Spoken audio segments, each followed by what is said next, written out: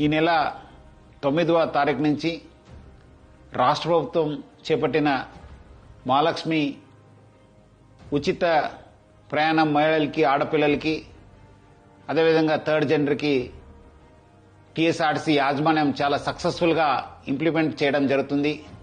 చాలా చోట్ల అనూహ్య స్పందన వచ్చింది. రికార్డ్ స్థాయిలో ప్రయాణికులు మా బస్సులో ప్రయాణం చేయడం జరుగుతుంది.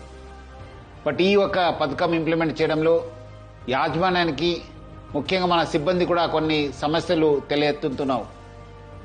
ముఖ్యంగా చాలామంది మహిళలు తక్కువ దూరంకి వెళ్లే వాళ్ళు కూడా మన ఎక్స్ప్రెస్ బస్సులో ఎక్కి దూర ప్రాంతం వెళ్లే ప్రయాణికులకి ఇబ్బంది కలిగించే విధంగా ప్రయాణం చేస్తున్నారు.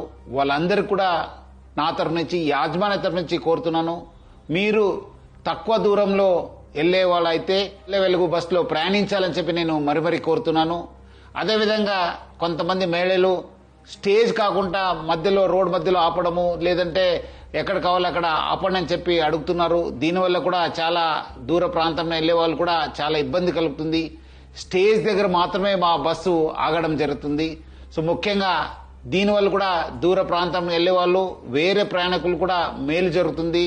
మన కండక్టర్స్ కి, డ్రైవర్స్ కూడా బాగా జరుగుతుంది. లేదంటే కొన్ని చోట్ల మనకు చాలా ఇబ్బంది కలుగుతుంది. మన కండక్టర్స్ కూడా చాలా ఇబ్బంది పడుతున్నారు. ప్రజలు బాగా సహకరించారు. వాళ్ళందరూ కూడా నా తరపు నుంచి, యాజమాన్య తరపు కూడా ధన్యవాదాలు తెలుపుతున్నాను.